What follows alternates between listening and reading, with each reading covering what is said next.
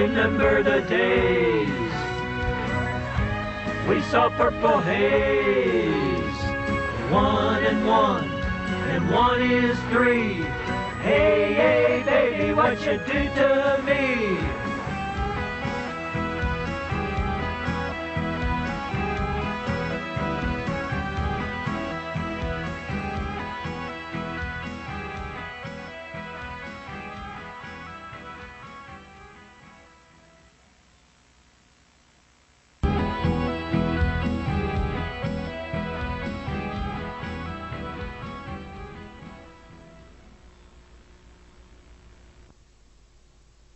Paragon of the right way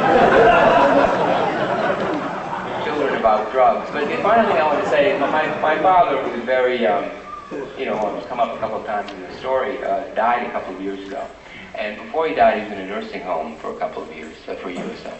And my sister, who spent a lot of time with him, because she lives in the small town where we grew up, he was, by that time, paraplegic, and spent a lot of time watching television, and she was watching one day with him something on Court TV, it was a Greta von Susteren, or one of those legal shows, and there was a debate about medical marijuana, which of course, my foundation is heavily involved in, and is a very familiar topic to people in this room. And they're watching this marijuana show, and a commercial comes on, and my sister is sitting there with my father at lunchtime. My father looks over, and he says to her, I have a brother, by the way, a middle brother named David. So my father says to her, I know Gara did marijuana or whatever. He said, smoked marijuana. But David, do you think David smoked marijuana? And my sister says, yes. yeah, he smoked marijuana. And my father said, really? I didn't realize that. And then a couple more minutes goes by, and he turns to my sister, my youngest sister, and he says, have you ever smoked marijuana? And she says, yeah, the first time I ever had it was when I went to visit, I was 15 and I went to visit David at college, and he and his friends gave me some. So I thought, that bastard. But anyway, the only thing I can say by way of prescription is that it seems to me the fundamental thing, I think it's been said before in this column, and everybody here probably feels the same way, and you have to confront it in your own life, and it's around issues of sexuality as well.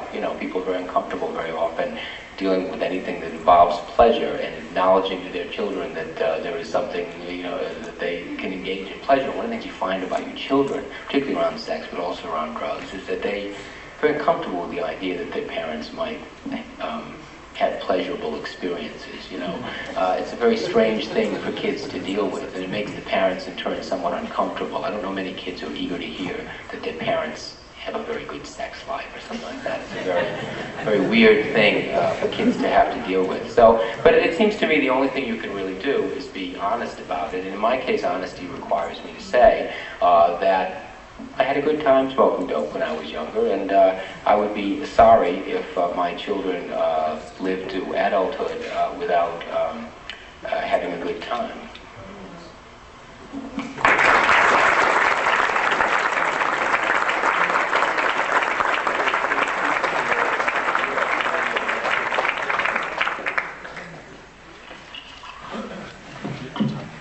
Gara, when you retire from OSI, you should really think about stand-up comedy.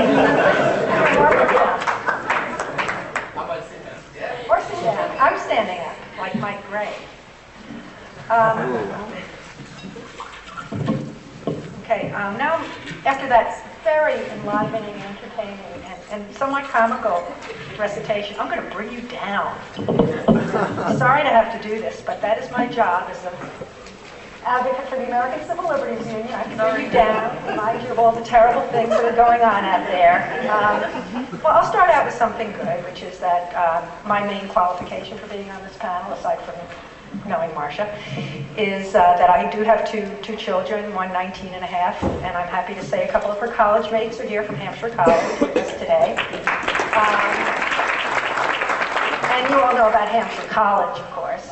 And a 16-year-old son who will be here tomorrow to his first normal conference. As I said to one of the people I had lunch with, he is a budding normal activist.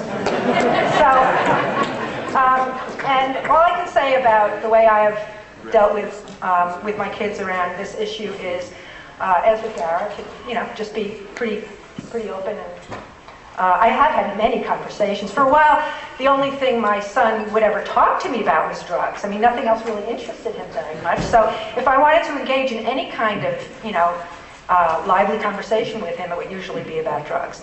I gave each of my kids autographed copies of Marijuana with Myths, Marijuana Facts by John Morgan and Lynn Zimmer, and I recommend that you do the same with your children. And I also keep a copy of Andrew Weil's From Chocolate to Morphine within handy reach, because when my daughter calls me from college to ask me if I think she should take peyote, for example, I have a quick and easy way of checking and reading to her what Andy Weil says about it, and then she can make up her own mind. So that gives you a little bit of a flavor for how I've dealt with this issue. And